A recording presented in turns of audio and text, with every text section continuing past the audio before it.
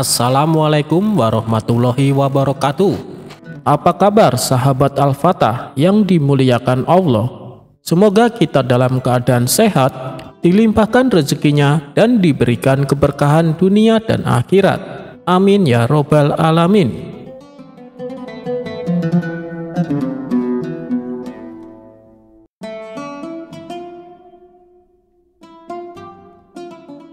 Di kota Baghdad yang sibuk, hiduplah seorang pria bernama Hasan. Sejak kecil, Hasan pincang dan sulit berjalan. Ia mencari nafkah dengan berjualan kain di pasar. Namun karena kondisinya, seringkali ia kesulitan bersaing dengan pedagang lain yang lebih lincah. Hasan merasa hidupnya penuh kesialan dan sering mengeluh tentang nasibnya. Suatu hari, Abu Nawas melihat Hasan termenung lesu di lapaknya. Dengan senyum ramah, Abu Nawas mendekat. "Mengapa wajahmu muram sekali, Hasan?" tanya Abu Nawas. "Ah, Abu Nawas, apalah artinya hidupku ini? Aku pincang, lambat, dan selalu kesulitan.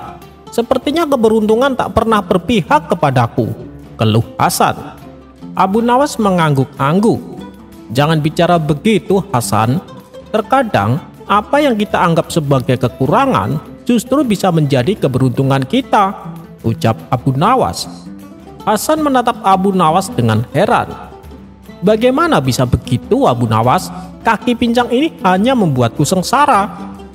"Begini," kata Abu Nawas sambil berpikir sejenak. "Aku akan memberimu sebuah tantangan. Hari ini kamu harus berkeliling pasar, dan setiap kali kau merasa kakimu pincang itu menghambatmu, kamu harus mengucapkan, 'Alhamdulillah berkat kakiku yang pincang ini.' Lakukan itu sampai sore," ucap Abu Nawas. Mendengar itu Hasan ragu. "Apa gunanya, Abu Nawas? Ini hanya akan membuatku terlihat lebih bodoh," protes Hasan. "Percayalah padaku, Hasan," desak Abu Nawas. "Mungkin saja ada hikmah di baliknya." Dengan enggan Hasan setuju. Hasan pun mulai berkeliling pasar, menjual kainnya seperti biasa. Namun, setiap kali ia merasa pincang dan lambat, ia akan mengucapkan, "Alhamdulillah berkat kakiku yang pincang ini." Beberapa orang yang lewat menatapnya aneh, namun Hasan terus melakukannya. Tidak lama kemudian, seorang saudagar kaya yang terburu-buru melewati pasar tanpa sengaja menjatuhkan kantong uangnya yang penuh. Ia tidak menyadarinya dan terus berjalan cepat. Beberapa orang lain melihatnya, namun terlalu jauh untuk mengejarnya. Hasan yang saat itu sedang berjalan perlahan dan mengucapkan kalimatnya, melihat kantong uang itu tergeletak di tanah. Karena gerakannya yang lambat dan fokus pada langkahnya, ia dapat melihat kantong itu jelas di depannya, sedangkan orang lain yang terburu-buru malah melewatkannya. "Alhamdulillah berkat kakiku yang pincang ini," gumam Hasan saat ia membungkuk perlahan dan mengambil kantong uang tersebut. Ia segera berusaha mengejar saudagar tersebut, namun dengan langkahnya yang pincang, ia tidak bisa melakukannya. Hasan pun memutuskan untuk menunggunya kembali. Beberapa waktu kemudian, saudagar itu menyadari kantong uangnya hilang dan kembali dengan wajah panik mencari-cari. Ketika ia melihat Hasan memegang kantong uangnya, matanya terbelalak kaget. "Itu kantong uangku," seru saudagar itu. Hasan menyerahkan kantong itu. "Benar Tuan, Anda menjatuhkannya tadi." "Saya menemukannya berkat..." Ia teringat kata-kata Abu Nawas, "berkat kakiku yang pincang ini." Saudagar itu sangat bersyukur. Ia tidak menyangka uangnya akan kembali. Ia pun bertanya, "Mengapa kau mengatakan berkat kakiku yang pincang ini?" tanya saudagar itu. Hasan menceritakan apa yang dikatakan Abu Nawas dan bagaimana ia bisa melihat kantong uang itu karena gerakannya yang lambat. Saudagar itu terkesan dengan kejujuran Hasan dan kisah uniknya. Sebagai tanda terima kasih, ia memberikan sebagian besar uang itu kepada Hasan sebagai hadiah. Hasan kembali ke lapaknya dengan hati gembira. Sore harinya, Abu Nawas datang menemuinya. "Bagaimana harimu, Hasan?" tanya Abu Nawas. Hasan tersenyum lebar dan menceritakan semua yang terjadi. "Tuan Abu Nawas, Anda benar. Keberuntungan datang kepadaku justru karena kekuranganku. Seandainya aku tidak pincang dan terburu-buru seperti orang lain, aku pasti tidak akan melihat kantong uang itu." Abu Nawas tersenyum puas. "Itulah hikmahnya, Hasan. Seringkali apa yang kita anggap sebagai cobaan atau kekurangan sebenarnya adalah berkah tersembunyi yang menuntun kita pada hal baik. Kecepatan dan kelincahan mungkin membuat orang lain melewatkan detail, sementara kesabaran dan kehati-hatian karena kondisi fisikmu justru membuatmu melihat hal-hal yang tak terlewat oleh orang lain." Sejak hari itu, Hasan tidak lagi mengeluh. Ia menjalani hidupnya dengan lebih bersyukur, memahami bahwa setiap hal memiliki sisi baiknya, bahkan sebuah kekurangan fisik sekalipun. Ia belajar bahwa keberuntungan bisa datang dalam bentuk yang tidak terduga, dan terkadang ia muncul justru dari apa yang kita anggap sebagai kelemahan.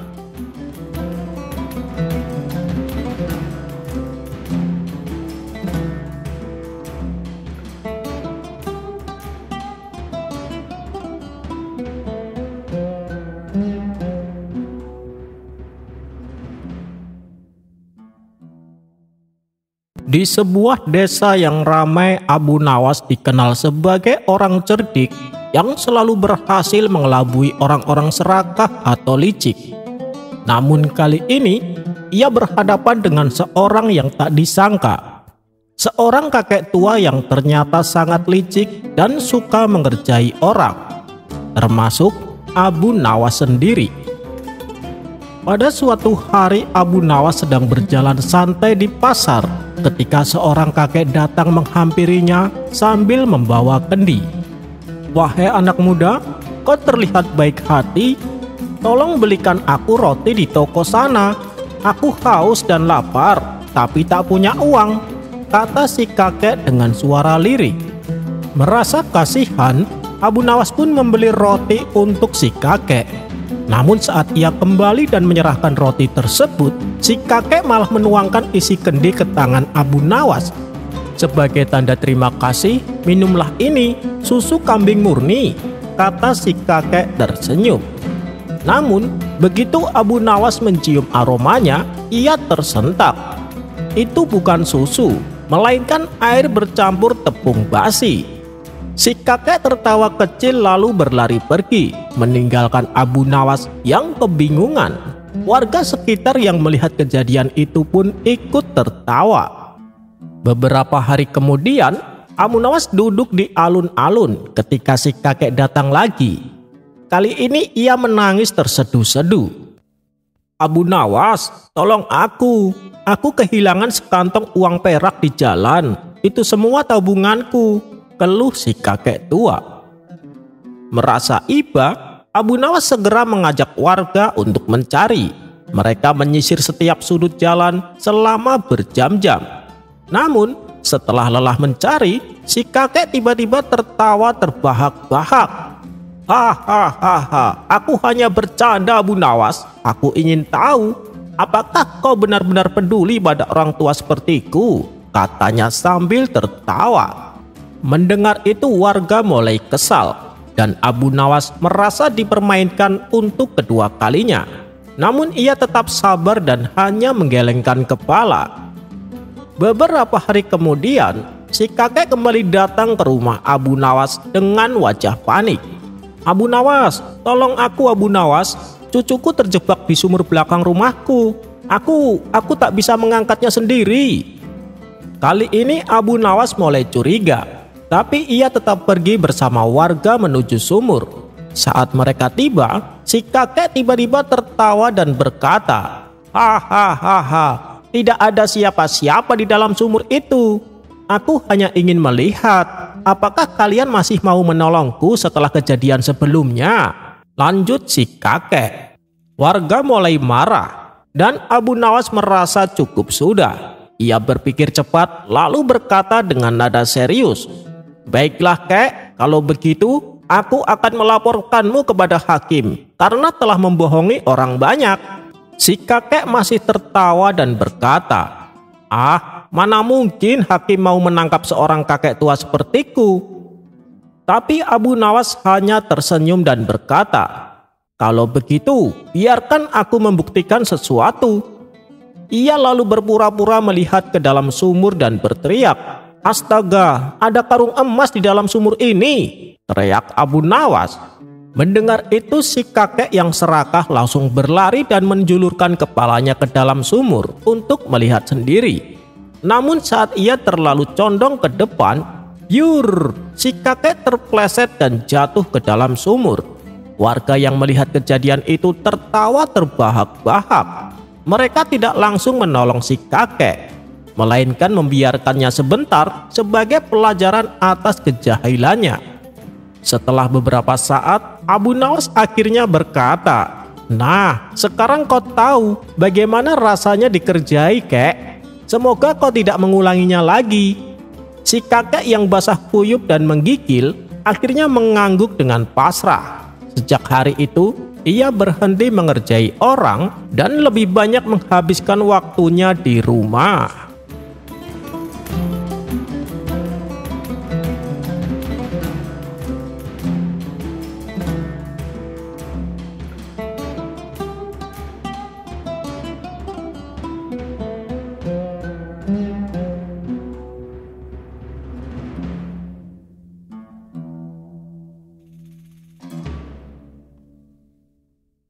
Pada suatu hari, seorang saudagar kaya yang sudah mendengar akan kecerdikan Abu Nawas ingin meminta tolong kepadanya. Maka dia pun memanggil Abu Nawas dan berkata, "Wahai Abu Nawas, ini sekantong emas. Aku mempercayakanmu untuk menghantarkan kepada seorang peternak di desa seberang. Jangan sampai hilang," pesan si saudagar. Abu Nawas tersenyum dan menerima kantong itu dengan hati-hati. "Tuan, aku akan menjaganya dengan nyawaku sendiri," ucap Abu Nawas. Ia pun berangkat dengan langkah mantap. Namun perjalanan yang panjang membuat perutnya keroncongan. Di pinggir jalan ia melihat sebuah warung makan sederhana. Perjalanan jauh butuh tenaga, gumamnya sambil masuk dan memesan makanan. Setelah makan dengan puas, ia beranjak pergi, melanjutkan perjalanan menghantarkan pesanan si saudagar. Tapi sayang, saat melintasi hutan, tiba-tiba 4 orang bertopeng menghadangnya. Salah satu dari mereka menodongkan pedang dan berkata, "Berhenti, serahkan semua barang-barangmu," bentak pemimpin mereka. Abu Nawas menelan ludah. Dengan tenang ia meraba kantongnya. Saat ia meraba kantong, tiba-tiba wajahnya langsung berubah pucat. Kantong emas itu ternyata sudah tidak ada. Waduh, celaka, pikir Abu Nawas. Salah satu perampok mulai tidak sabar. "Cepat, serahkan uangmu," bentaknya. Abu Nawas menatap mereka dengan mata kosong, seolah sudah tidak peduli dengan hidupnya. "Ambillah jika kalian menemukannya," ucap Abu Nawas pasrah. Para perampok saling berpandang. Mereka menggeledah jubah dan saku Abu Nawas, tapi tidak ada satu keping uang pun yang mereka dapati. Mereka mulai curiga. Salah satu perampok mendekat dan menatapnya tajam.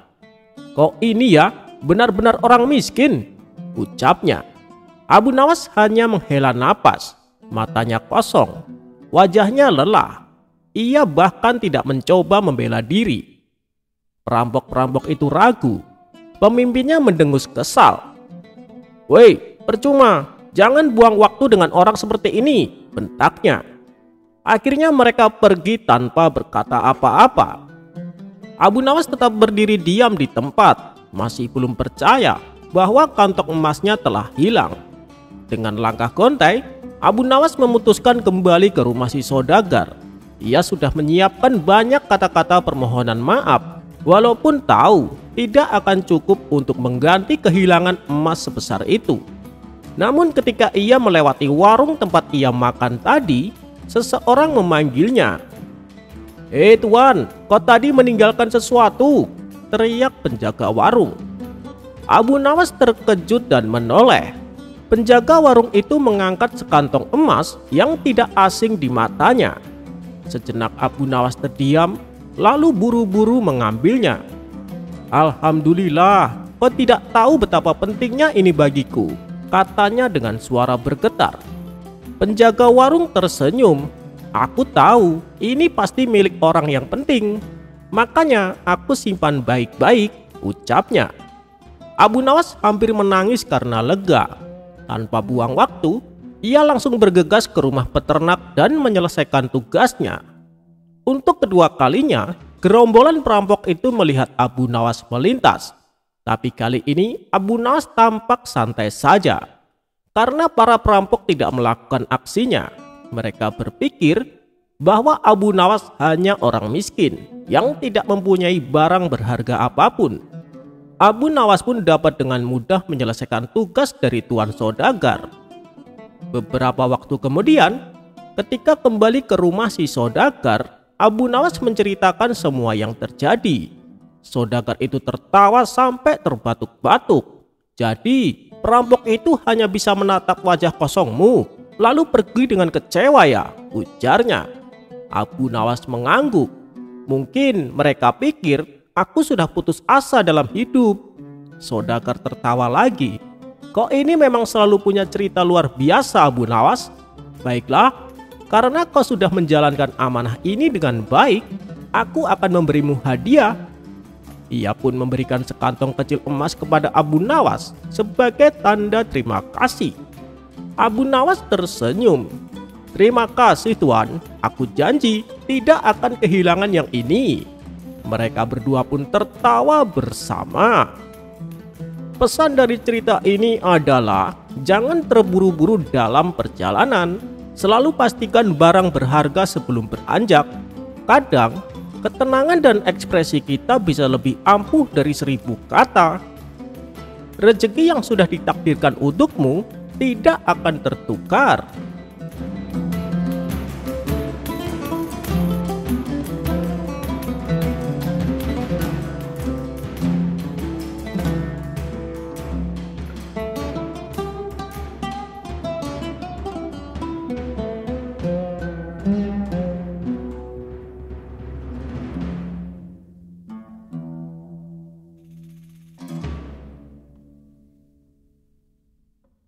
Karena seringnya memecahkan kasus yang rumit, Abu Nawas mendapat hadiah berupa pundi-pundi uang yang banyak.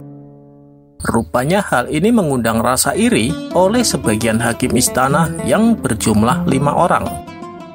Mereka beralasan bahwa menangani kasus sudah jadi pekerjaan para hakim, bukan tugasnya Abu Nawas. Kelima hakim tersebut lalu berkumpul.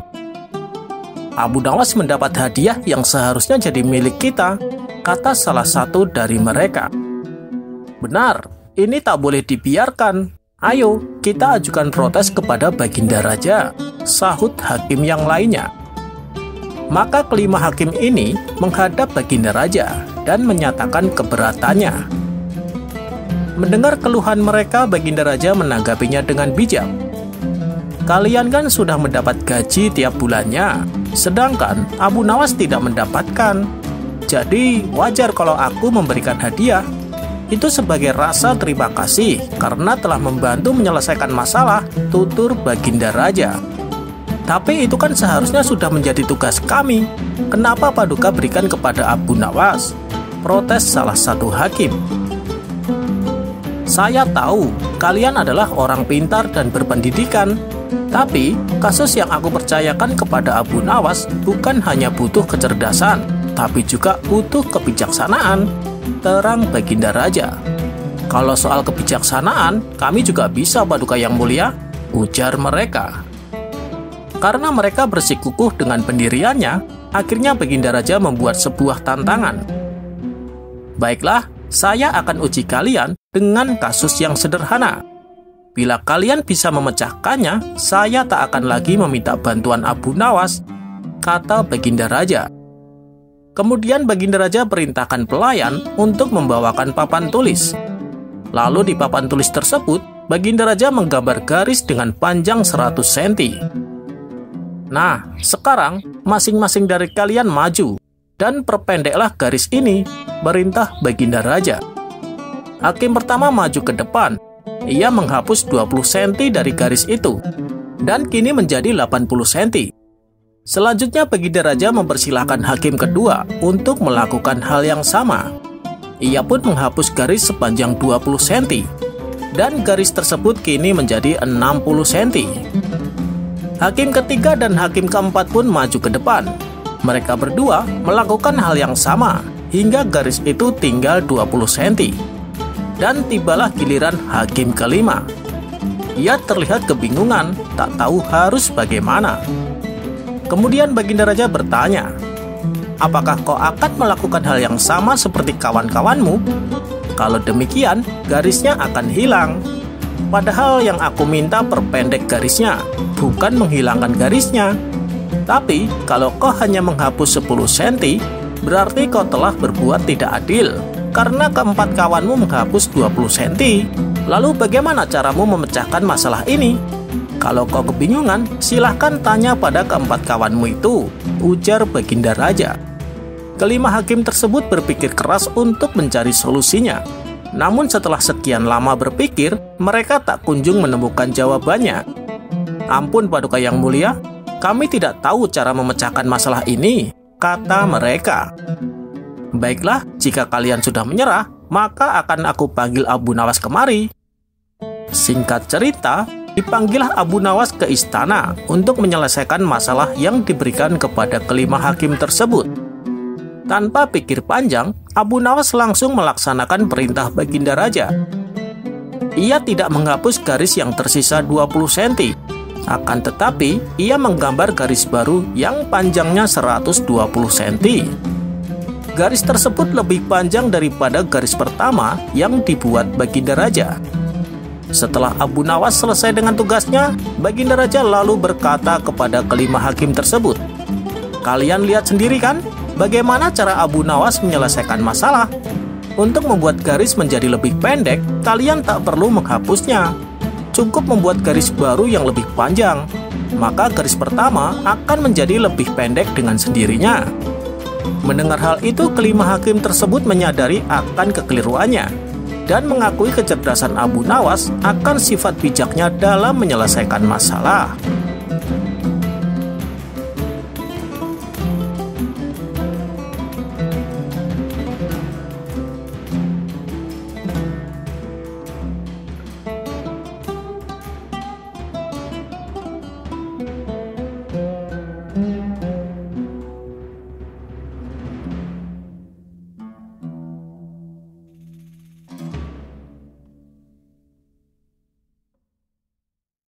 Diceritakan Abu Jahil sedang merencanakan pesta perkawinan untuk putrinya.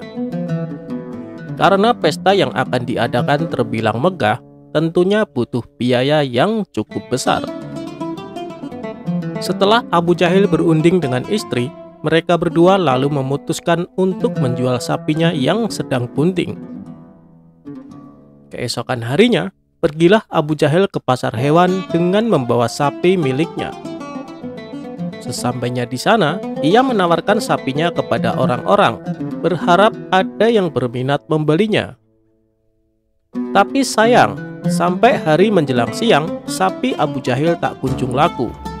Sepertinya rencanaku mengadakan pesta akan gagal, batin Abu Jahil. Tidak berapa lama, kebetulan Abu Nawas melintas di pasar hewan.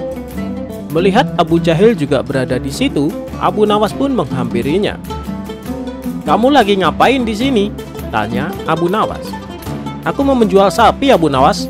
Tapi sampai sekarang belum laku," jawab Abu Jahil. "Sapi kamu ini kan bagus dan besar. Masa sih tidak ada yang berminat? Mungkin harga yang kamu tawarkan terlalu tinggi, makanya orang-orang tidak mau membeli," ujar Abu Nawas. "Iya sih, harganya saya naikin sedikit, karena sapiku ini sedang bunting, Abu Nawas," tutur Abu Jahil. "Oh, jadi itu penyebabnya. Sini, serahkan saja padaku. Aku akan menjualkannya untukmu," kata Abu Nawas. Abu Jahil pun lalu memasrahkan sapinya kepada Abu Nawas. Ayo, siapa yang mau beli sapi ini? Badannya besar dan sehat, harganya hanya 120 dinar, teriak Abu Nawas. Kemudian salah seorang menghampiri untuk coba menawarnya. Sapi seperti ini wajarnya dihargai 100 dinar, masa sampai 120 dinar, ucap orang tersebut. Ini sapi sedang bunting tuan, makanya harganya saya naikin, kata Abu Nawas menjelaskan. Benarkah? Baiklah, saya mau beli sapi ini, balas orang tersebut. Akhirnya, berkat bantuan Abu Nawas, sapi milik Abu Jahil berhasil terjual. Uang hasil penjualannya lalu Abu Nawas berikan kepada Abu Jahil. Tuh kan, sapinya cepat laku. Makanya kalau jual sapi jangan lupa memberitahu kelebihannya juga, tutur Abu Nawas. Terima kasih Abu Nawas, hal itu tidak terpikirkan olehku, balas Abu Jahil. Oh iya, ngomong-ngomong, kenapa kau menjual sapimu? Tanya Abu Nawas. Begini Abu Nawas, uangnya mau saya gunakan untuk acara pesta pernikahan putriku, jawab Abu Jahil. Oh begitu ya, memangnya kamu sudah punya calon untuk putrimu itu? Tanya Abu Nawas kembali. Itu soal gampang Abu Nawas, yang penting saya sudah punya uang untuk mengadakan pesta yang megah dan meriah, jawab Abu Jahil. Maka pulanglah Abu Jahil menemui istrinya. Wahai istriku, sapinya sudah laku dijual dan kita tak perlu lagi pusing memikirkan biaya pesta, kata Abu Jahil kegirangan. Begitu juga dengan sang istri, ia pun turut bahagia mendengarnya. Sekarang kita tinggal mencari calon suami untuk putri kita. Besok malam, undanglah semua teman-temanmu. Siapa tahu di antara mereka punya anak laki-laki yang cocok untuk jadi menantu kita, kata Abu Jahil kepada sang istri. Singkat cerita, pada malam berikutnya, seluruh tamu undangan telah berkumpul di rumah Abu Jahil. Istri Abu Jahil lalu berkata di depan tamu undangan yang tidak lain adalah teman-temannya sendiri.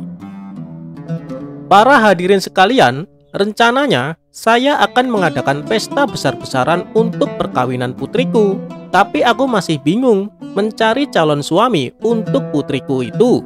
Barangkali di antara kalian ada yang punya anak laki-laki yang mau menikah dengan anakku, tutur istri Abu Jahil. Mendengar hal itu, para tamu undangan langsung tertarik. Di antara mereka ada juga yang saling berbisik. Anak putrinya kan cantik sekali, sayang aku tidak punya anak laki-laki. Yang lain pun menimpali. Aku punya anak laki-laki, sayangnya ia sudah menikah. Aku juga punya anak laki-laki, tapi sayang ia sudah bertunangan, saut yang lain juga. Karena belum ada tamu yang merespon tawaran tersebut, Abu Jahil mengira para tamunya tidak ada satupun yang berminat. Maka, tiba-tiba Abu Jahil berdiri dan berkata di hadapan para tamunya, yang terpilih sebagai calon suami anakku adalah pemuda yang sangat beruntung. Karena putriku bukan hanya cantik, tapi dia juga sedang bunting 2 bulan. Mendengar hal itu, sontak para tamu undangan terkejut dibuatnya. Begitu juga dengan istri Abu Jahil. Akibat perkataannya, semua tamu undangan langsung membubarkan diri. Tentu saja mereka tidak mau menikahkan anaknya dengan anak Abu Jahil. Betapa marah dan kecewanya sang istri kepada Abu Jahil selaku suaminya. Kamu ini kenapa sih? Kenapa bicara sembarangan? Bentak sang istri. Memangnya saya salah apa? Tanya Abu Jahil keheranan. Anak kita kan masih perawan, kenapa kamu bilang sedang bunting 2 bulan? Kata sang istri penuh emosi. Iya, saya tahu anak kita masih perawan, tapi tujuannya kan baik, supaya yang menikah dengan anak kita merasa beruntung, ujar Abu Jahil. Beruntung apanya? Kamu malah membuat acaranya berantakan, kata sang istri bertambah emosi. Kenapa sih kamu sampai berkata seperti itu? Tanya sang istri merasa heran. Begini, tadi siang waktu aku menjual sapi di pasar, tidak ada seorang pun yang mau membelinya. Padahal sapinya besar dan sehat. Lalu datang Abu Nawas membantuku. Dia lantas memberitahu kepada orang-orang kalau sapi yang aku bawa sedang bunting 2 bulan. Tidak butuh waktu lama, sapinya langsung laku terjual. Makanya saya pakai cara Abu Nawas supaya putri kita cepat laku, kata Abu Jahil dengan polosnya. Sang istri langsung menepuk jidat dengan penjelasan Abu Jahil.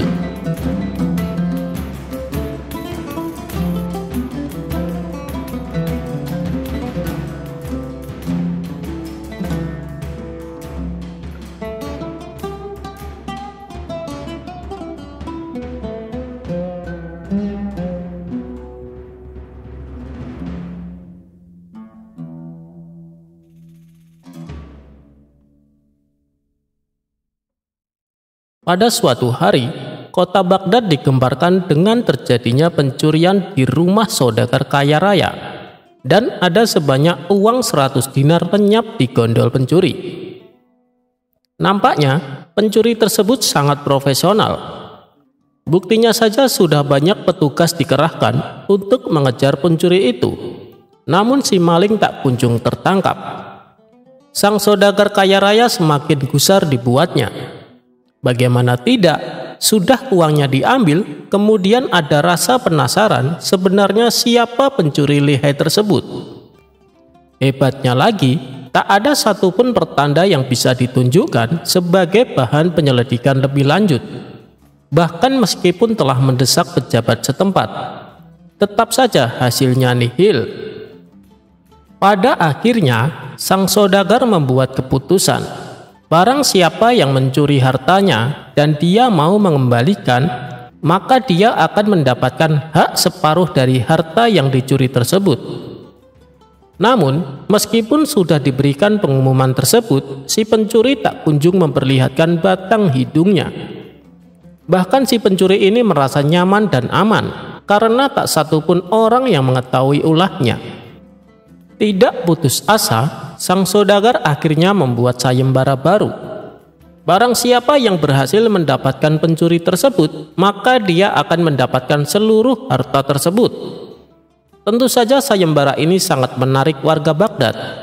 Banyak sekali orang yang mendaftar untuk ikut andil bagian, termasuk si pencuri itu sendiri. Awalnya, si pencuri berniat untuk meninggalkan kota Baghdad dengan membawa harta curiannya. Namun, setelah dipikir-pikir, kepergiannya hanya akan membuka aibnya.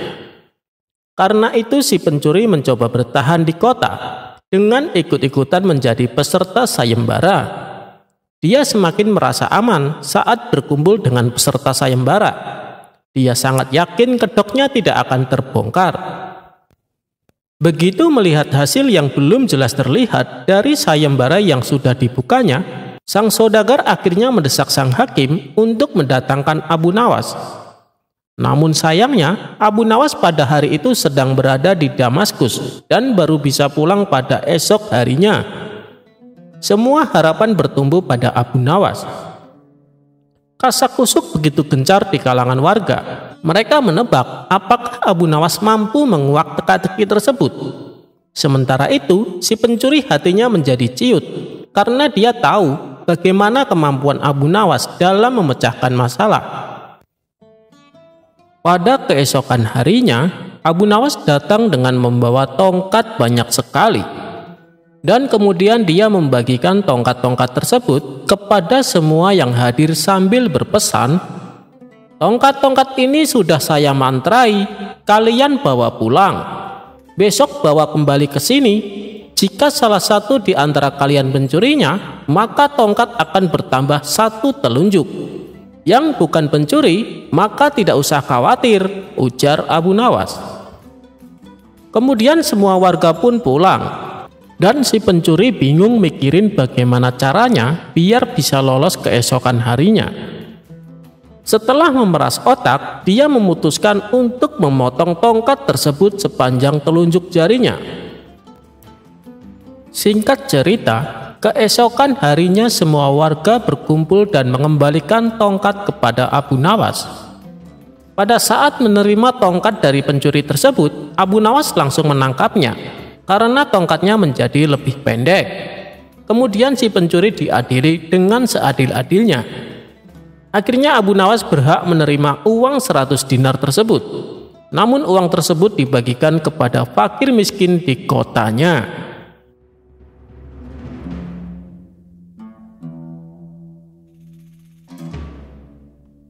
Abu Nawas jual arak. Sang raja jadi marah besar.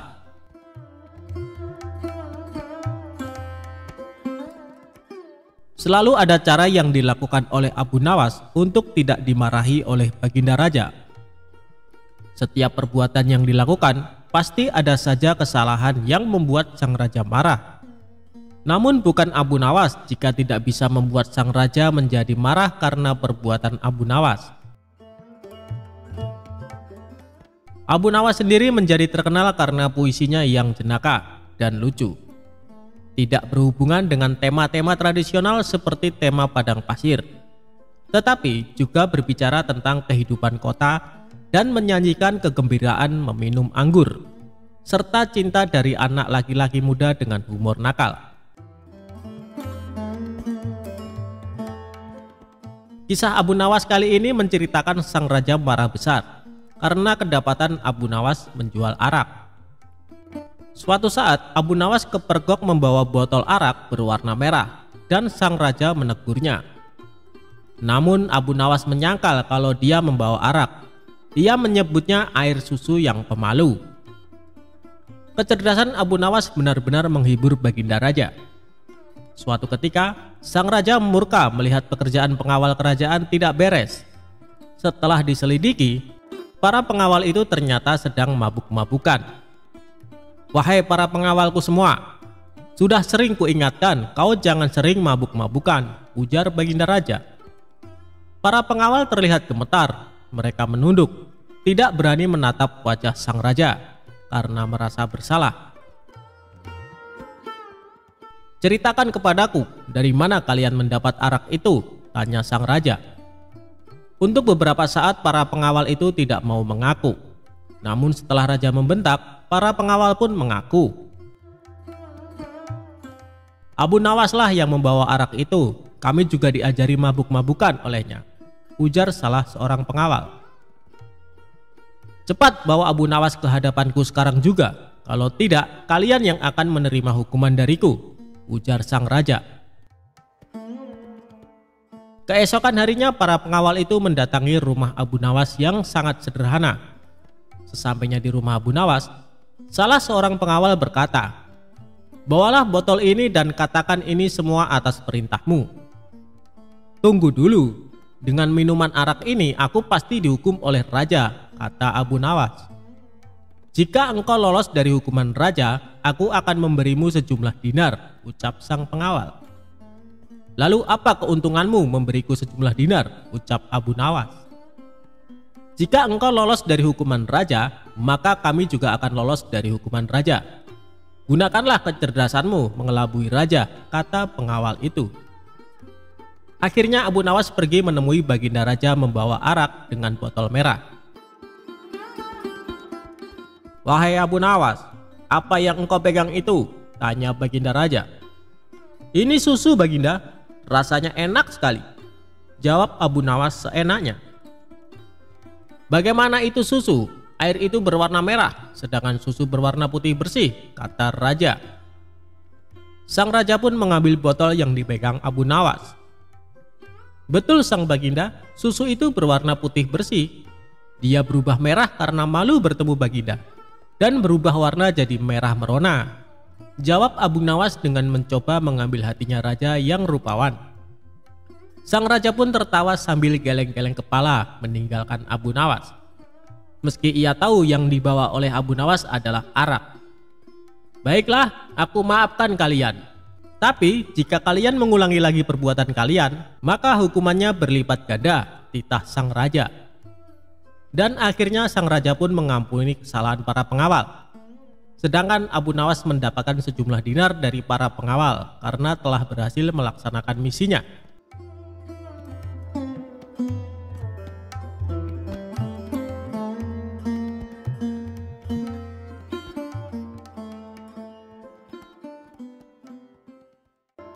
Ketika Abu Nawas disuruh khutbah Jumat. Abu Nawas adalah seorang penyair yang sangat cerdik dan pintar. Namun selain sebagai penyair, Abu Nawas juga dikenal sebagai mubalek di desa tempat tinggalnya. Oleh sebab itu, suatu ketika Abu Nawas diminta untuk menjadi imam ketika hendak sholat Jumat. Selain itu, pada waktu tersebut Abu Nawas juga diminta mengisi khutbah Jumat untuk memberikan ceramah keagamaan. Setelah mandi dan berpakaian rapi, Abu Nawas pun mulai melangkahkan kakinya menuju ke masjid. Ketika sampai di masjid, tidak lama kemudian terdengar suara azan. Tak lama berselang, datanglah masyarakat yang beragam Muslim dengan sangat ramai. Karena yang menjadi khotib kali ini adalah Abu Nawas, maka banyak sekali masyarakat Muslim yang datang ke masjid. Ceramah dan khutbah Abu Nawas sangat disenangi oleh masyarakat kala itu. Sebab dalam setiap ceramah keagamaan yang disampaikan oleh Abu Nawas sangat relevan terhadap isu-isu yang sedang berkembang. Akhirnya, waktu yang ditunggu para jamaah pun tiba. Abu Nawas naik ke mimbar dan segera memulai khutbahnya. Khutbah tersebut dimulai dengan salam dan berlanjut pada materi yang akan disampaikan oleh Abu Nawas. Namun, pada saat berkhutbah, Abu Nawas melihat para jamaahnya yang mengantuk bahkan sampai tertidur. Melihat hal itu, kemudian Abu Nawas berteriak, "Api, api, api!" dengan sangat keras. Hal tersebut sontak membuat para jamaah sangat terkejut dan berdiri mencari keberadaan api tersebut. Bahkan ada juga jamaah yang hanya saling pandang satu sama lainnya. Kemudian ada salah seorang jamaah yang menanyakan, "Di mana apinya?" kepada Abu Nawas. Walau ada jamaah yang berkata demikian, tapi Abu Nawas tetap melanjutkan khutbahnya. Kemudian keluarlah perkataan dari Abu Nawas, jika ada api yang dahsyat di neraka bagi mereka yang lalai dalam beribadah. Maksud dari teriakan api, api, api dari Abu Nawas adalah api neraka tersebut.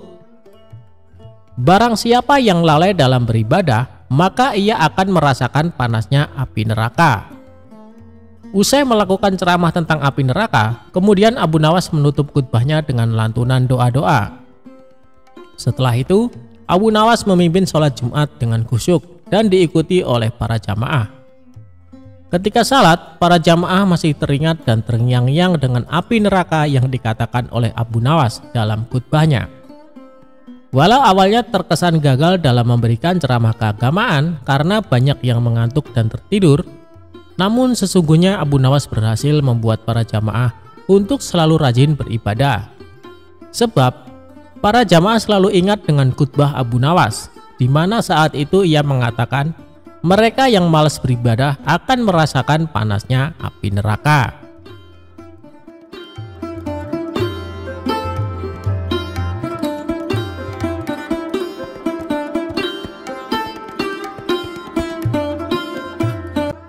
Kisah Abu Nawas dihukum raja minum air mendidih.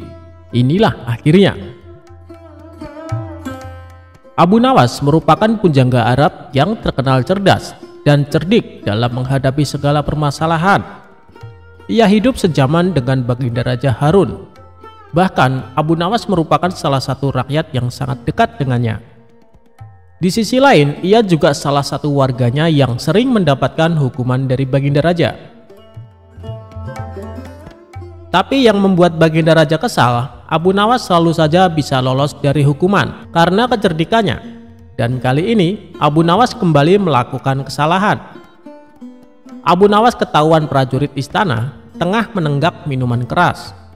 Dengan cepat, para prajurit ini segera menangkap dan membawanya ke hadapan Baginda Raja. Abu Nawas, kelakuanmu masih saja tidak berubah. Selama ini aku sudah berbaik hati sama kamu. Aku sengaja meloloskanmu dari hukuman karena kamu selalu berjanji tidak akan mengulanginya. Tapi kali ini sudah tidak bisa ditolerir lagi. Apapun alasanmu, kamu tetap akan saya hukum, ucap Baginda Raja. Sementara Abu Nawas hanya terdiam, kepalanya tertunduk tak berani menatap. Kira-kira hukuman apa yang pantas diberikan supaya Abu Nawas kapok dengan perbuatannya? Tanya Baginda Raja kepada penasehat istana. Kemudian penasehat istana mengusulkan, Bagaimana kalau Abu Nawas dihukum dengan cara minum air yang mendidih? Ternyata usulan tersebut langsung diterima Baginda Raja. "Usulanmu bagus sekali, saya setuju denganmu," kata Baginda Raja. Seketika Abu Nawas langsung pucat. Tubuhnya menjadi gemetaran karena sama saja ia akan dihukum mati. "Ampun Paduka yang mulia, hamba mohon keringanan hukuman," minta Abu Nawas. "Keputusanku sudah bulat Abu Nawas, dan tak bisa ditawar-tawar," balas Baginda Raja. "Baiklah Paduka, kalau itu memang sudah keputusan Paduka, saya terima dengan berat hati.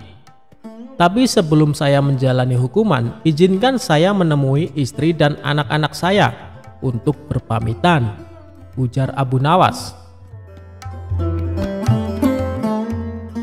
Sejenak Baginda Raja terdiam. Ia heran dengan kata-kata Abu Nawas yang berpamitan. "Maksudnya bagaimana Abu Nawas?" tanya Baginda Raja merasa heran.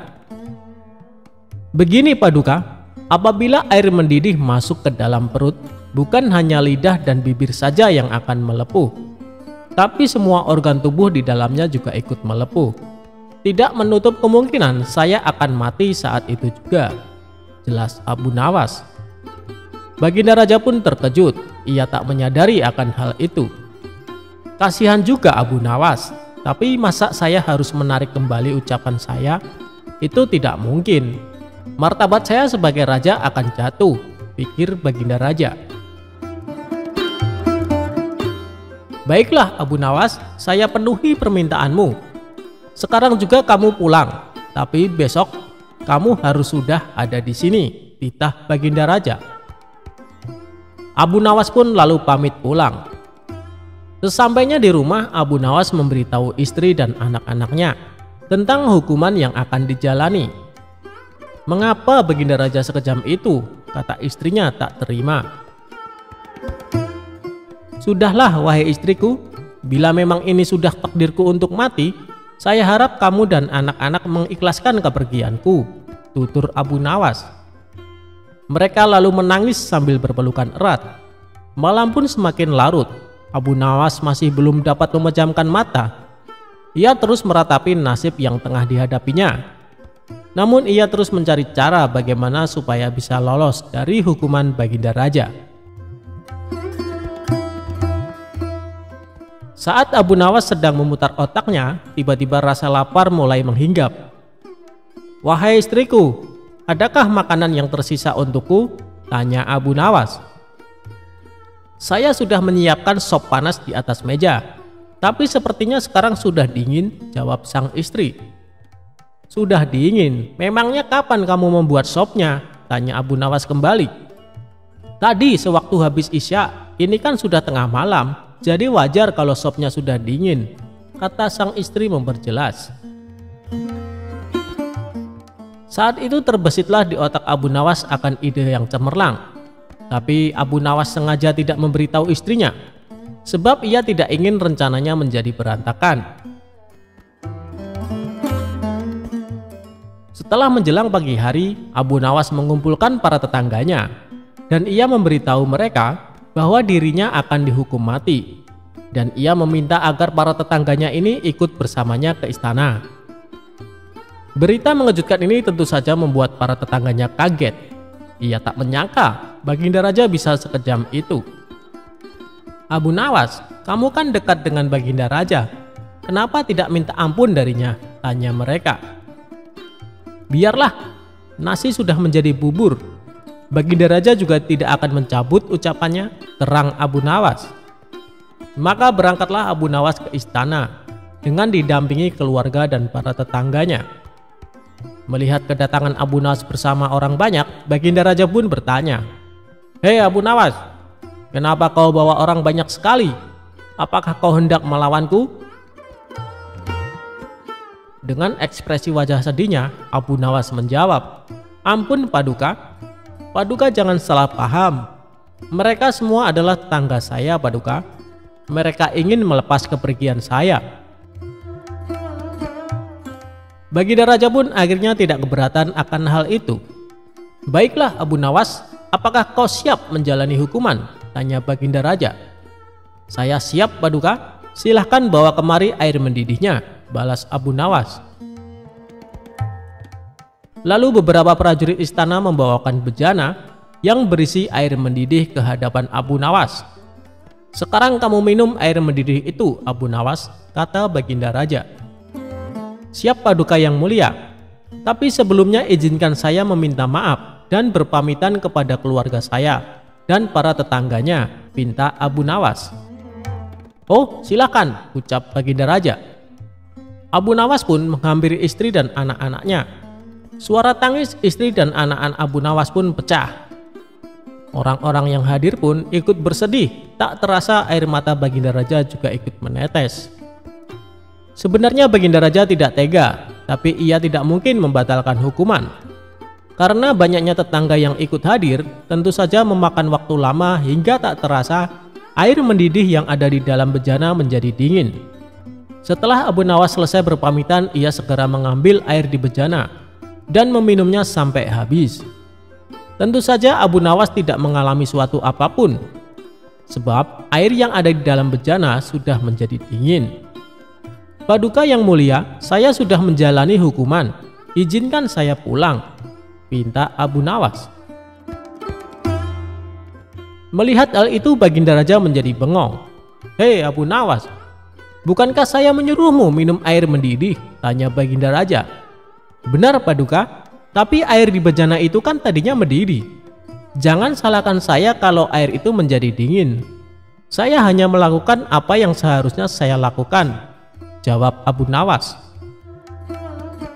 Dengan kecerdikannya inilah Abu Nawas kembali lolos dari hukuman maut. Ia pun dibolehkan pulang oleh Baginda Raja bersama anak istri dan para tetangganya. Itulah kisah kecerdikan Abu Nawas dalam menghadapi permasalahan dalam hidupnya.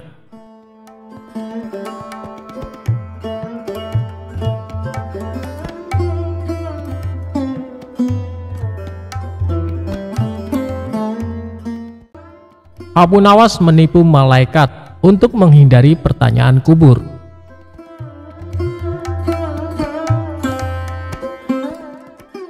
Abu Nawas adalah seorang sosok yang dekat dengan Khalifah Harun. Semasa hidupnya, Abu Nawas dikenal sebagai orang yang cerdik, jahil, dan kerap membuat orang sekitarnya jengkel. Tidak hanya pada manusia, kejahilan Abu Nawas juga pernah terjadi kepada malaikat. Dia mengelabui malaikat Mungkar dan Nakir ketika Abu Nawas wafat. Hal ini bermula ketika Abu Nawas menjadi buronan sang raja yang ketika itu marah kepadanya. Para pasukan mencari Abu Nawas atas perintah raja agar ditangkap dalam keadaan hidup atau mati. Setelah mencari kesana kemari, pasukan sang raja nihil menangkap Abu Nawas dan kembali pulang ke kerajaan.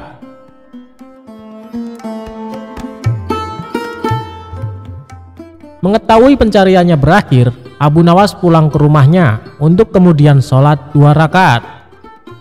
Usai sholat, dia memberikan surat wasiat kepada istrinya. Beberapa waktu pun berlalu dan Abu Nawas wafat. Dari situ, kisah Abu Nawas menipu malaikat pun dimulai.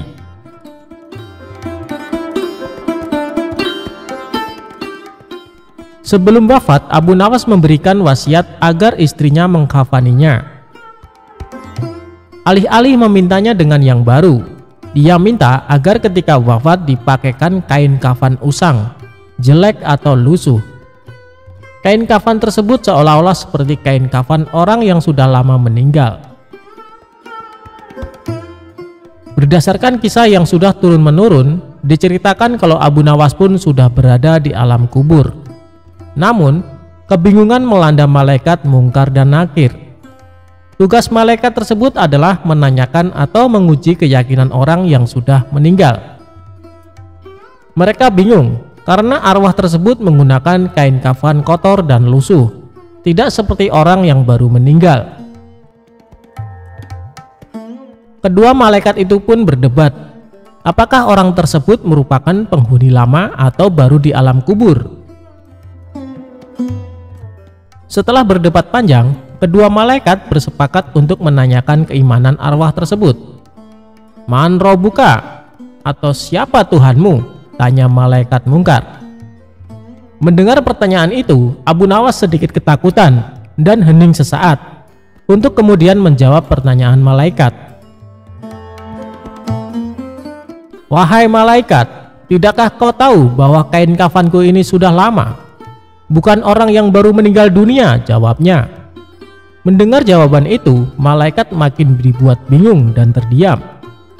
Mereka bingung dengan penampilan Abu Nawas yang lusuh, namun kondisi kuburannya masih terlihat baru.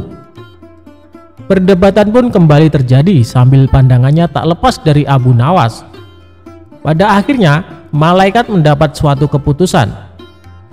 Malaikat memutuskan kalau Abu Nawas adalah penghuni lama dan tidak menanyakan lebih lanjut.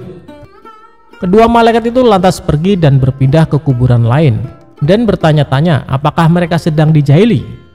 Konon, kisah Abu Nawas mengelabui malaikat itu meniru Umar bin Khattab yang dikisahkan berani membentak malaikat mungkar dan nangkir.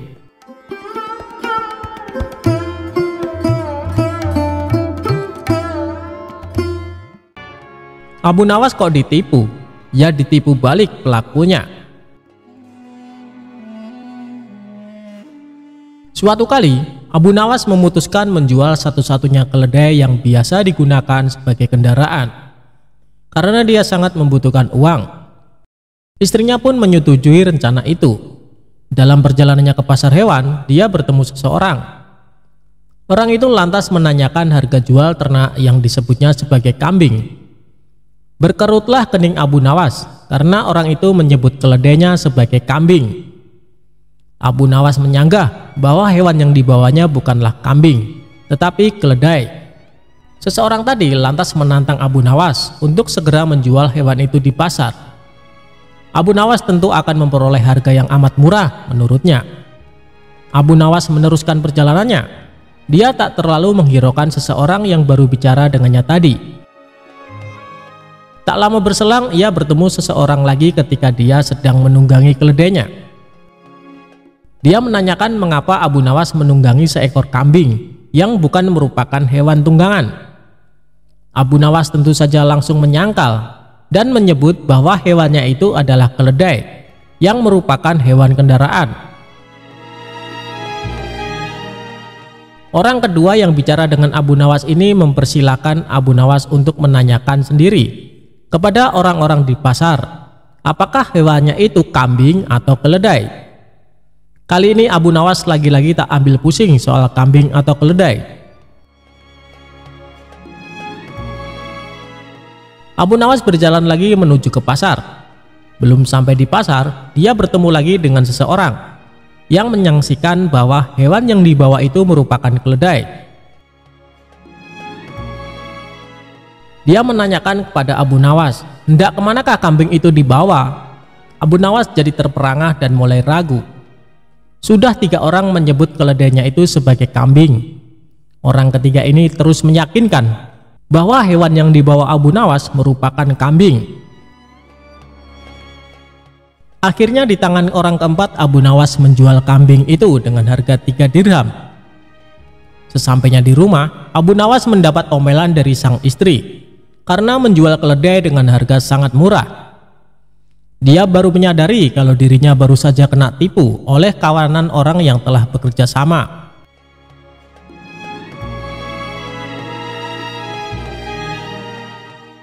Bersama rasa dongkolnya, Abu Nawas merencanakan sesuatu untuk membalas penipu itu. Dia cari kayu dari hutan dan direkayasanya seolah-olah merupakan kayu ajaib yang bisa mewujudkan apa saja yang diinginkannya.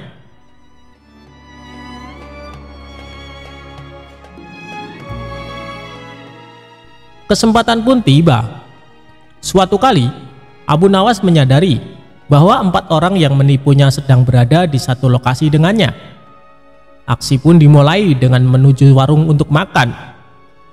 Usai makan, Abu Nawas yang merasa terus diperhatikan kawanan penipu tersebut menunjuk-nunjukkan tongkat kepada penjual dan langsung ngeloyor pergi tanpa membayar. Hal ini tentu membuat para penipu tertarik. mereka mendatangi Abu Nawas dan menawar untuk membeli tongkat sakti itu. "Kami bersedia membeli tongkat itu dengan harga tinggi," ujar salah satu dari mereka. "Berapa?" tanya Abu Nawas pura-pura tertarik. "100 dinar," kata mereka. "Mantap." Dengan berpura-pura berat hati, Abu Nawas melepas tongkat itu dengan harga 100 dinar. Wah, untung besar bagi Abu Nawas. Para penipu mencoba ke warung dan membayar makan dengan menunjuk-nunjuk tongkat ke arah si penjual. Namun sayang, keajaiban tongkat tak mempan. Ternyata, berdasarkan penjelasan si empunya warung, Abu Nawas bisa makan hanya dengan memainkan tongkat ajaib itu, karena sebelumnya dia telah meninggalkan sejumlah uang di warung itu. Abu Nawas kok dilawan? Hahaha.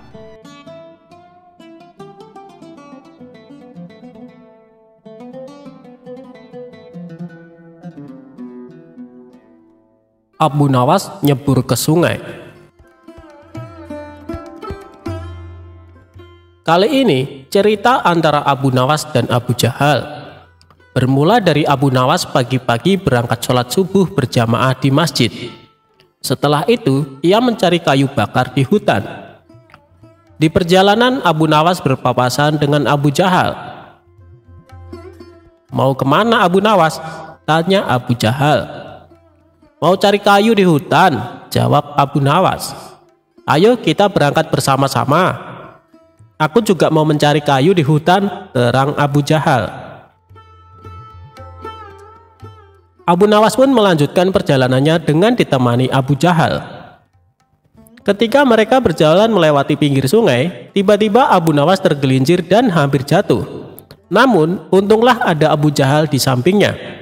Abu Jahal langsung menarik tangan Abu Nawas, sehingga Abu Nawas tidak jatuh ke sungai. "Terima kasih Abu Jahal atas pertolonganmu," kata Abu Nawas. Tidak disangka Abu Jahal malah tertawa terpingkal-pingkal. "Lihatlah wajahmu yang lucu itu. Aku tidak bisa membayangkan apabila kamu terjatuh ke sungai. Pastinya akan basah kuyup," ucap Abu Jahal sambil tertawa makin keras. Sementara Abu Nawas hanya diam. Dia tidak mungkin marah kepada Abu Jahal yang baru saja menolongnya. Sejak saat itu, setiap bertemu Abu Nawas, Abu Jahal selalu mengungkit-ungkit kejadian tersebut. Bahkan saat keduanya nongkrong di warung, Abu Jahal terus menceritakan dan membesarkan hal tersebut, sampai-sampai membuat Abu Nawas merasa sangat malu. Sebulan pun berlalu. Akhirnya Abu Nawas tidak tahan lagi. Ia pun mendatangi rumah Abu Jahal. "Hei Abu Jahal, ikutlah denganku," ajak Abu Nawas. "Mau kemana memangnya?" tanya Abu Jahal. "Sudah, pokoknya ikut saja," balas Abu Nawas. Mereka berdua lantas pergi ke suatu tempat. Rupanya Abu Nawas mengajak ke sungai yang dulu dirinya pernah diselamatkan oleh Abu Jahal. Setibanya di sana, dengan masih berpakaian lengkap, Abu Nawas langsung menjatuhkan diri ke sungai. Dalam keadaan basah kuyup, Abu Nawas berkata, "Lihatlah, aku sekarang sudah basah kuyup, seperti jika engkau tidak menolongku. Jadi berhentilah mempermalukanku di depan orang-orang," pinta Abu Nawas. Abu Jahal yang mulai menyadari kekeliruannya segera meminta maaf kepada Abu Nawas.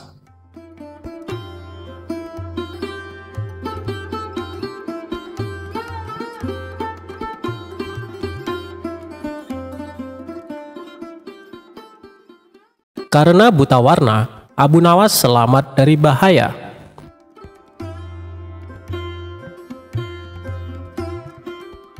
Pada suatu hari, sang menteri akan mengadakan pesta yang hanya dihadiri oleh orang-orang pilihan. Guna menambah semaraknya suasana pesta, Tuan Menteri tidak lupa mengundang Abu Nawas. Maka diperintahkanlah beberapa pengawal untuk memanggil Abu Nawas di rumahnya. Sesampainya di rumah Abu Nawas, salah satu pengawal berkata, "Tuan Abu Nawas, nanti malam ada undangan pesta di rumah Tuan Menteri." Mendengar kabar tersebut, tentu saja membuat Abu Nawas kegirangan. "Baik, nanti malam aku akan ke sana." "Oh iya, sampaikan salam hormat saya untuk Tuan Menteri," balas Abu Nawas. Singkat cerita, malam pun tiba. Abu Nawas bergegas menuju rumah Tuan Menteri. Setibanya di sana, Abu Nawas disambut hangat layaknya tamu kehormatan. Tuan Menteri lalu mempersilahkan Abu Nawas duduk bersama para tamu undangan yang lain. Tidak berapa lama kemudian, hidangan lezat mulai disajikan di atas meja makan. Melihat hal itu, Abu Nawas sudah tidak sabar untuk menyantapnya. Sembari mengambil hidangan di hadapannya, Abu Nawas pura-pura berbasa-basi. "Ngomong-ngomong, pesta dalam rangka apa ini? Jangan-jangan Tuan Menteri naik jabatan ya?" tanya Abu Nawas. "Bukan Abu Nawas, hanya pesta syukuran kecil-kecilan untuk menyambut hari kelahiranku," jawab Tuan Menteri. "Oh, pantesan," balas Abu Nawas. "Pantesan kenapa Abu Nawas?" tanya Tuan Menteri penasaran. "Pantesan hidangannya enak-enak dan Tuan Menteri juga terlihat gagah serta berwibawa," puji Abu Nawas.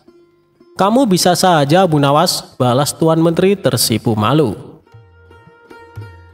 Saat asik menyantap hidangan, tiba-tiba salah satu tamu berkata, "Maaf Tuan Menteri, janggut Tuan Menteri beruban. Mungkin akan lebih indah bila Tuan Menteri mengecatnya menjadi hitam."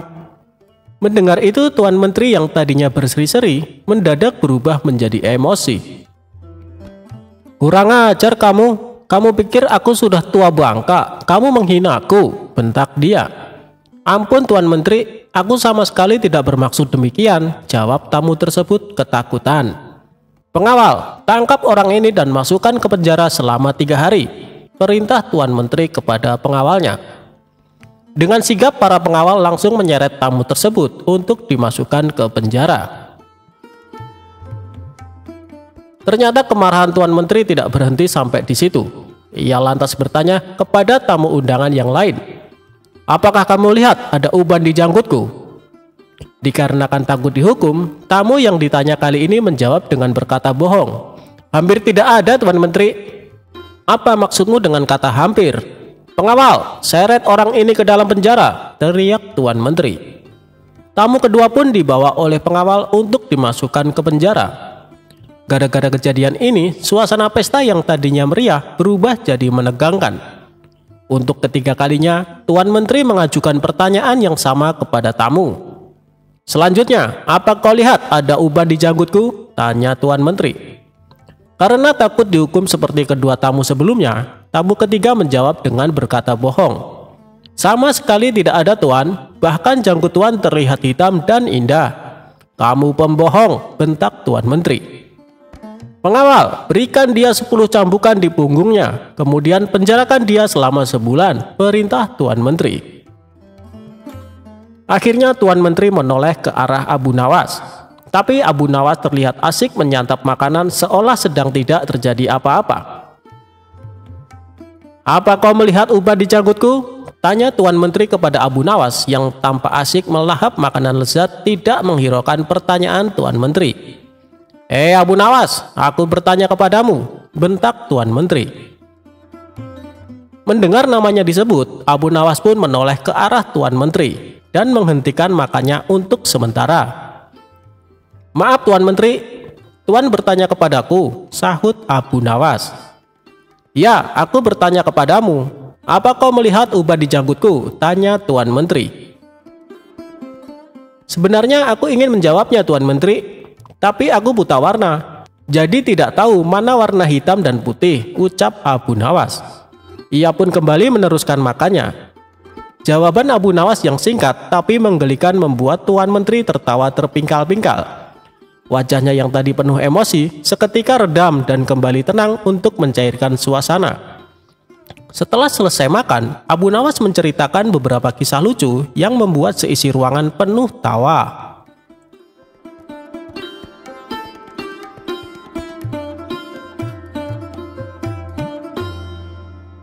Abu Nawas tangkap harimau berjenggot.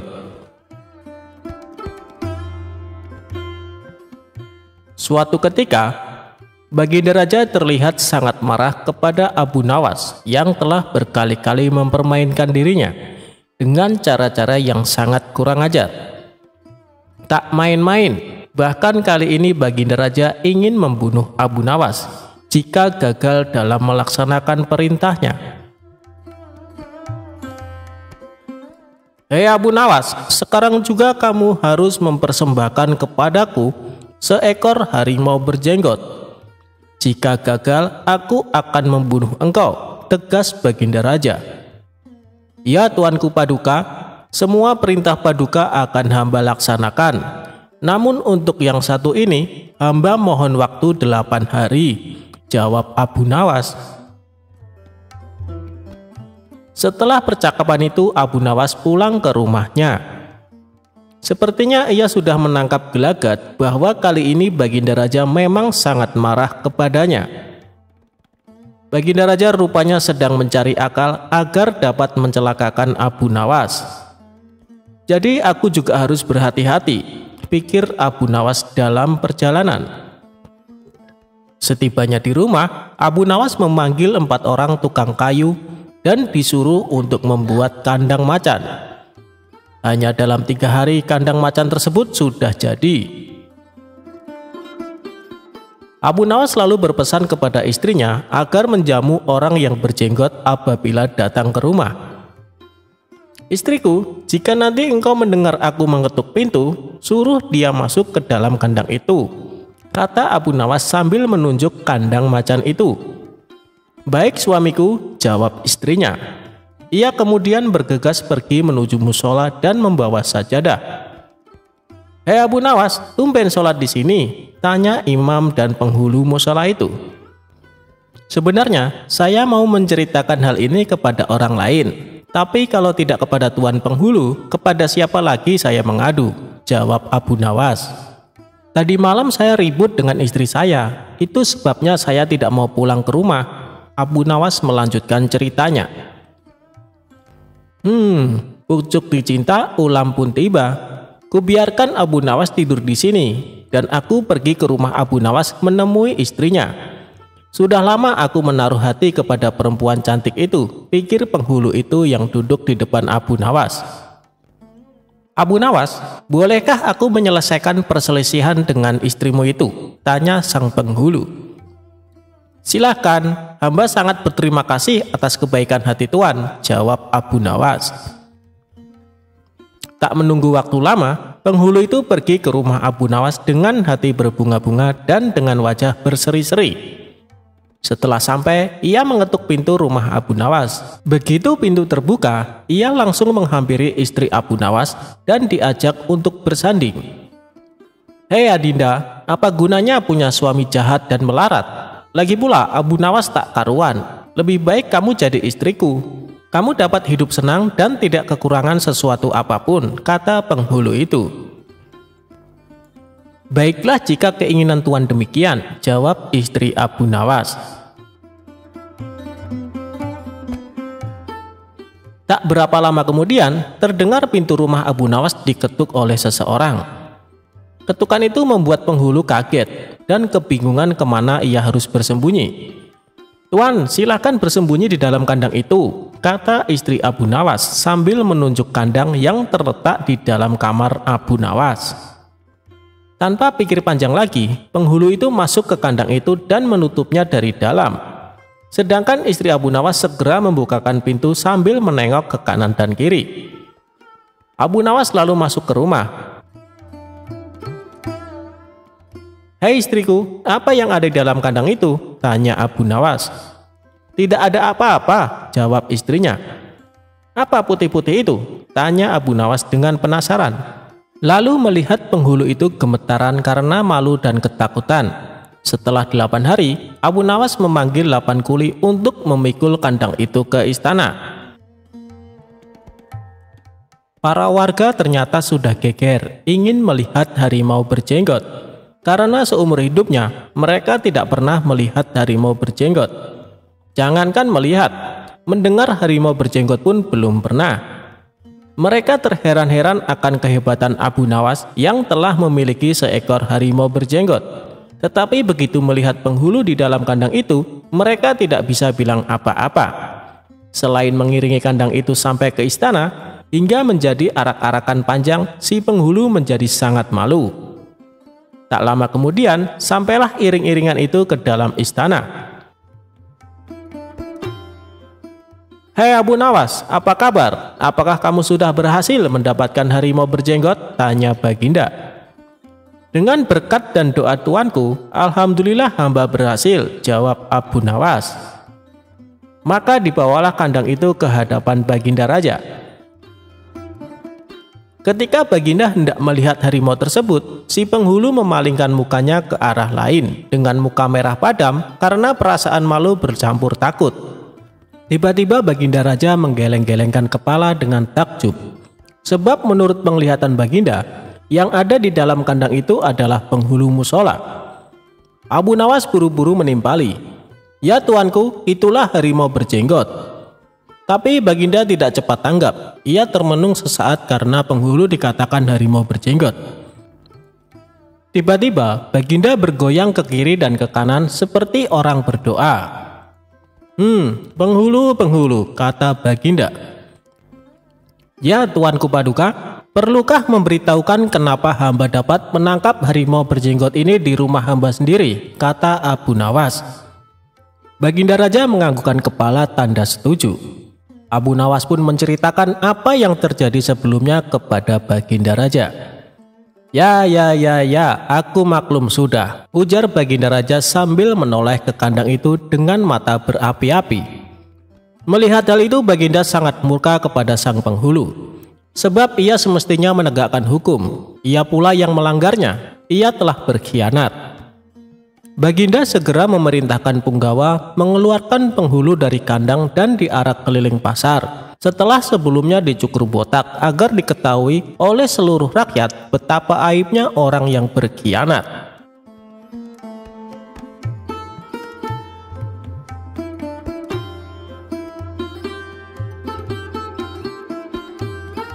Kecerdikan Abu Nawas, selesaikan persoalan pembagian kambing.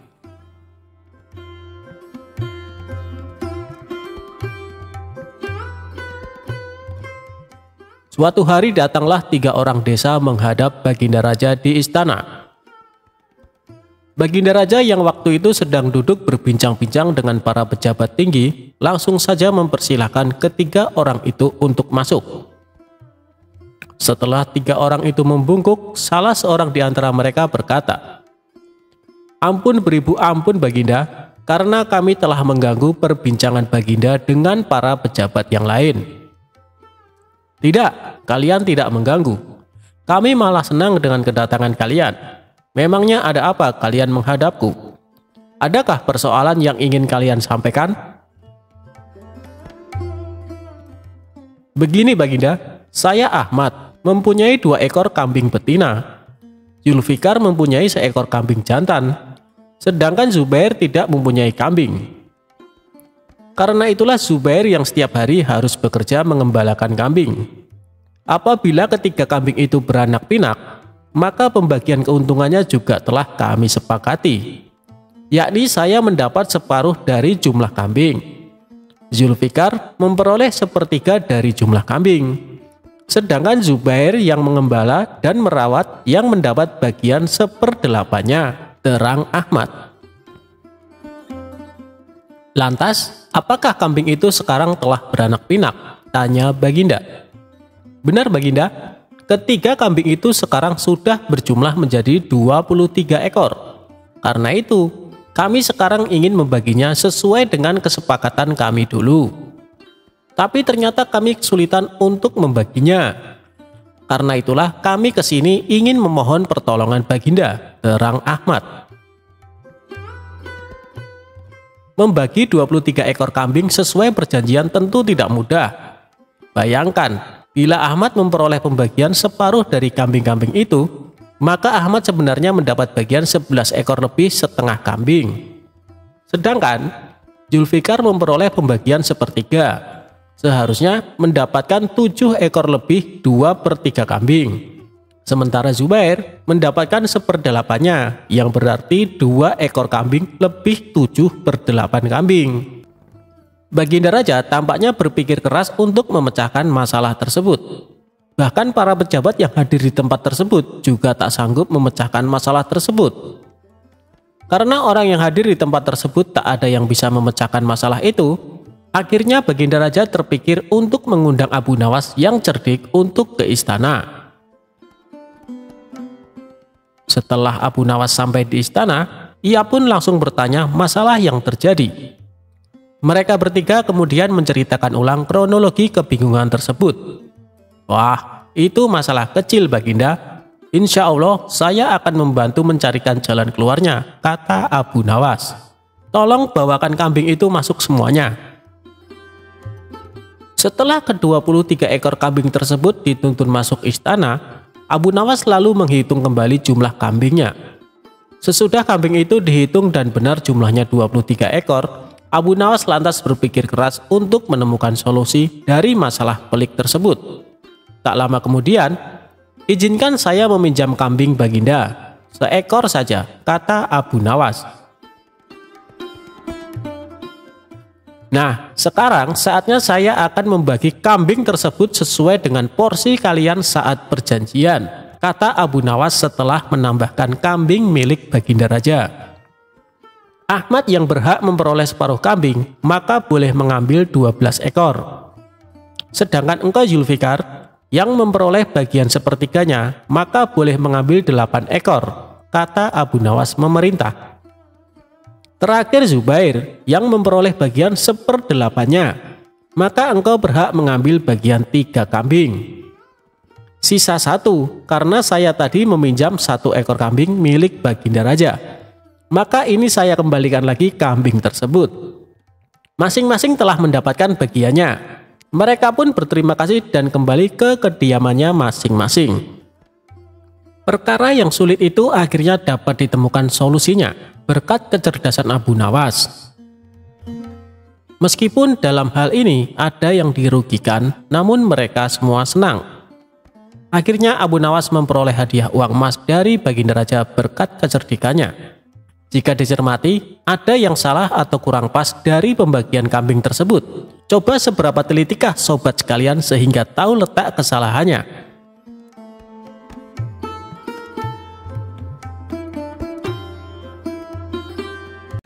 Imam Syafi'i enggan menyolati jenazah Abu Nawas.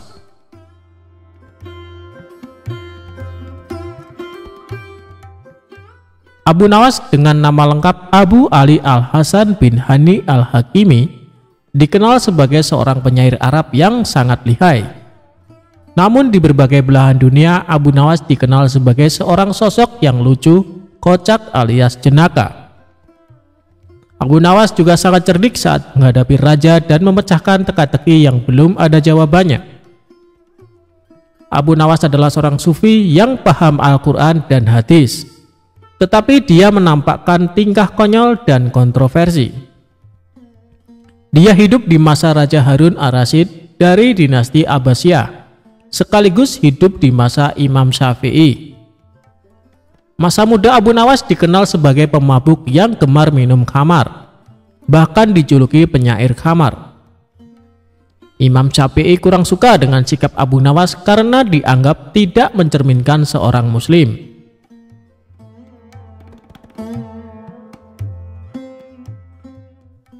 Suatu ketika Abu Nawas meninggal dunia dan kabar kematiannya sampai ke penjuru seantero negara Iran. Kabar wafatnya Abu Nawas membuat gempar penduduk Iran. Baginda Raja sebagai teman dekat Abu Nawas merasa sedih mendengar kabar tersebut. Sementara Imam Syafi'i juga mendengar kabar wafatnya Abu Nawas. Namun Imam Syafi'i enggan menyolati jenazah Abu Nawas. Sementara di satu sisi banyak warga berkumpul di rumah Abu Nawas untuk melayat dan mendoakan jenazah Abu Nawas. Ketika jenazah Abu Nawas hendak dimandikan, salah seorang warga menemukan kertas di saku Abu Nawas. Kertas tersebut ternyata berisi syair Abu Nawas yang ditulis terakhir kali sebelum beliau meninggal dunia. Adapun isi syair tersebut sebagai berikut.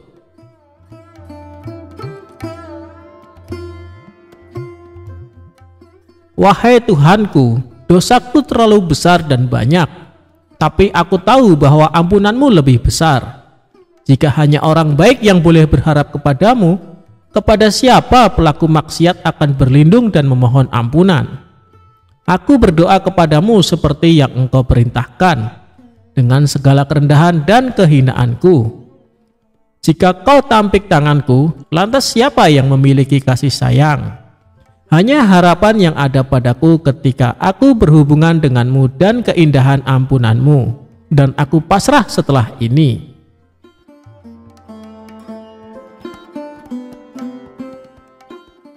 Kemudian salah seorang warga membawa kertas berisi syair Abu Nawas ke rumah Imam Syafi'i. Warga tersebut menjelaskan bahwa kertas tersebut ditemukan di saku Abu Nawas saat akan dimandikan. Setelah membaca syair Abu Nawas tersebut, Imam Syafi'i sangat sedih dan menangis sejadi-jadinya. Kemudian Imam Syafi'i pergi ke rumah Abu Nawas untuk menyolatkan jenazahnya. Itulah kisah syair terakhir Abu Nawas yang mampu meluluhkan pemilik mazhab terbesar, yaitu Imam Syafi'i. Semoga kita bisa mengambil hikmah dari kisah Abu Nawas yang hidup sejaman dengan Imam Syafi'i.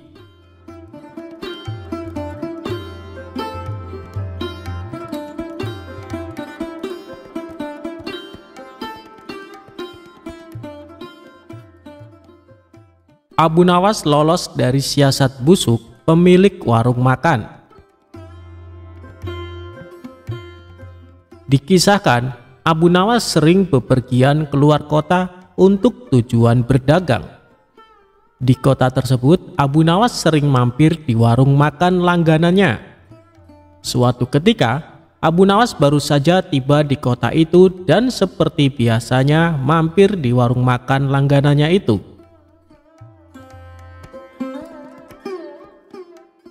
Aku pesan 1 ayam dan 2 butir telur, tapi bayarnya kalau dagangannya sudah terjual habis. Boleh tidak? Tanya Abu Nawas. Silahkan Abu Nawas, kamu kan langganan di warung ini. Tentu saja boleh, jawab pemilik warung. Ketika selesai makan, ia pun pergi untuk menjual dagangannya.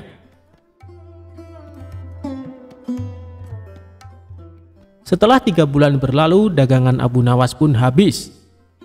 Kemudian Abu Nawas pergi mendatangi kembali warung makan langganannya. Aku pesan makanan seperti dulu, 1 porsi ayam dan 2 butir telur, ucap Abu Nawas. Setelah Abu Nawas selesai makan, ia pun berkata, aku minta total tagihannya. Jangan lupa digabung dengan tagihan 3 bulan yang lalu, kata Abu Nawas.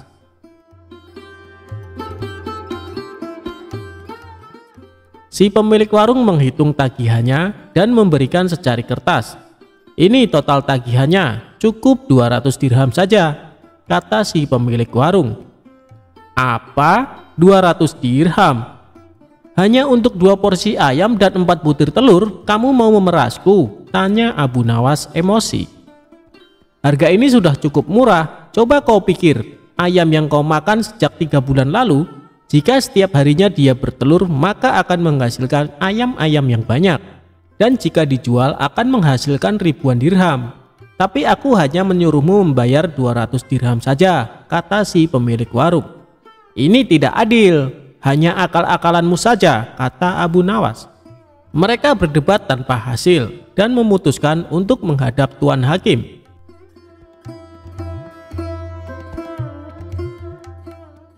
Ketika keduanya menemui hakim, ternyata hakim berpihak kepada pemilik warung.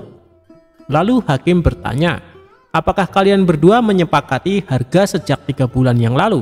Tanya Tuan Hakim. Tidak Tuan Hakim, jawab Abu Nawas.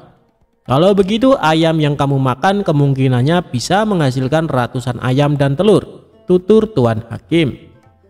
Ya, itu mungkin saja, tapi kalau ayamnya hidup. Sedangkan ayam yang aku makan sudah mati dan dimasak, balas Abu Nawas. Namun pendapat Abu Nawas tidak dihiraukan oleh Tuan Hakim karena ia cenderung memihak pada pemilik warung. Aku minta kasus ini ditangguhkan sampai besok pagi karena waktu sudah menjelang sore, pinta Abu Nawas. Permintaan Abu Nawas pun dikabulkan Tuan Hakim. Seharian Abu Nawas memikirkan cara agar bisa memenangkan kasusnya. Pada esok harinya, berangkatlah Abu Nawas menuju tuan rumah hakim. Setibanya di sana, ternyata si pemilik warung sudah datang lebih awal. "Kenapa kau terlambat dan membuat mereka menunggu?" tanya tuan hakim. "Maaf tuan hakim, tadi ada tamu bisnis. Ia minta biji gandum untuk ditanam. Terpaksa aku harus merebusnya dahulu, dan setelah matang aku berikan kepadanya untuk ditanam. Itulah yang membuatku datang terlambat," kata Abu Nawas. Mendengar itu, tuan hakim dan pemilik warung menertawakan Abu Nawas. Lalu dengan nada mengejek, si pemilik warung berkata kepada Abu Nawas, "Luar biasa, aku baru dengar ada biji gandum yang sudah direbus, ditanam, dan kemudian bisa tumbuh." Tuan hakim dan pengacara tertawa terpingkal-pingkal. Setelah tawa mereka mereda, Abu Nawas berkata, "Itu memang aneh. Tapi kenapa kalian tidak tertawa ketika ada ayam yang sudah dimasak dapat bertelur dan berkembang biak, lalu dipatok harga sebesar 200 dirham, kata Abu Nawas. Spontan tuan hakim dan pemilik warung terdiam, tak sepatah kata pun keluar dari mulut mereka. "Kenapa kalian terdiam? Apa harus aku yang tertawa?" tanya Abu Nawas. Wajah mereka berdua langsung pucat, dan setelah terdiam agak lama, Abu Nawas pun keluar. Dan akhirnya Abu Nawas dapat lolos dari siasat licik si pemilik warung.